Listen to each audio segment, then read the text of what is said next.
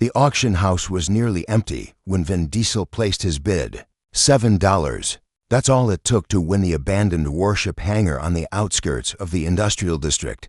The auctioneer's gavel came down with a hollow thud, sealing the deal that would change his life forever. Vin Diesel wasn't a wealthy man.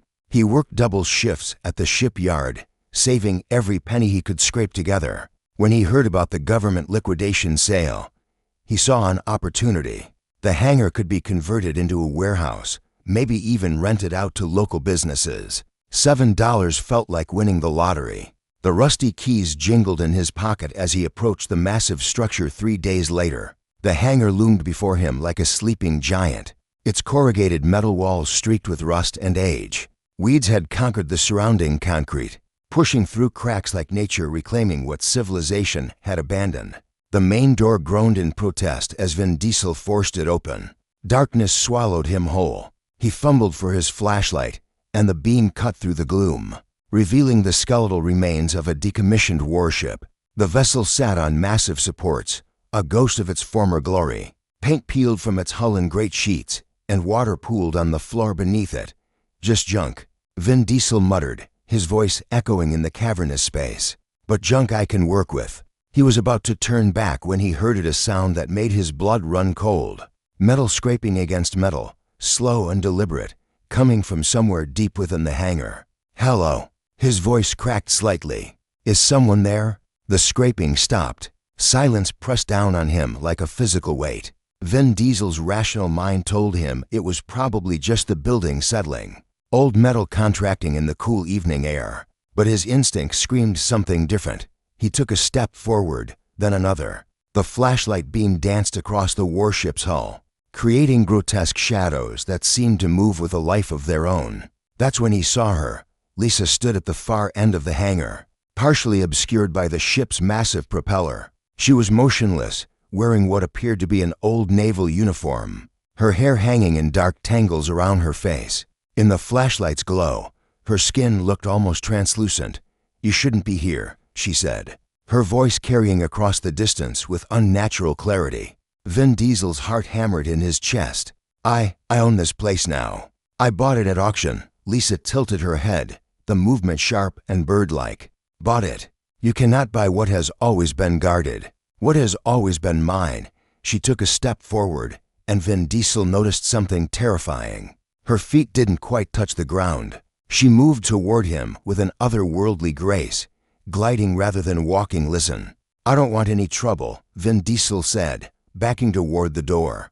"If you're squatting here, we can work something out." "Squatting?" Lisa's laugh was hollow, devoid of warmth.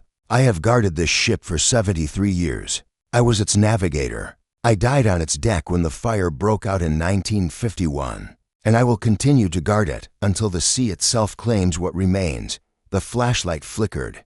In that moment of darkness, Lisa closed the distance between them impossibly fast. When the light returned, she stood inches from Vin Diesel's face. He could see through her now, could see the warship's hull visible through her translucent form. "Leave this place," she whispered, her breath cold as winter frost. "Leave and never return. The ship may be junk to you, but it is everything to me. It is my duty, my eternal prison, my home." Vin Diesel stumbled backward, tripping over his own feet.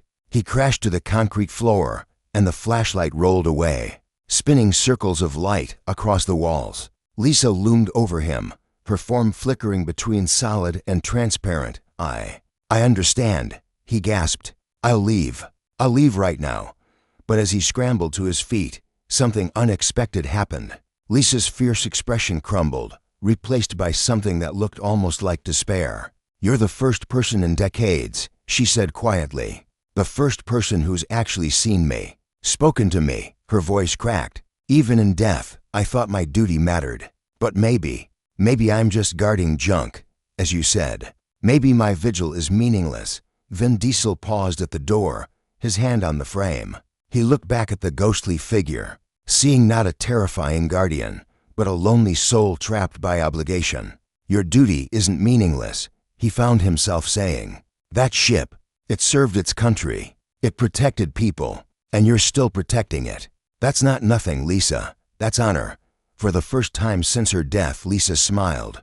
It transformed her ethereal face, making her look almost human again. "Perhaps," she said softly, "we can share this space. You do what you need with the building, and I'll continue my watch over the ship. Maybe having someone around again wouldn't be so terrible." Vin Diesel nodded slowly, his fear gradually subsiding. He had bought the hangar for $7, expecting to find junk. Instead, he had found something far more valuable: a story, a purpose, and perhaps, in time, an unusual friendship with the most terrifying guardian he'd ever encountered. The warship remained junk, but its guardian was no longer alone.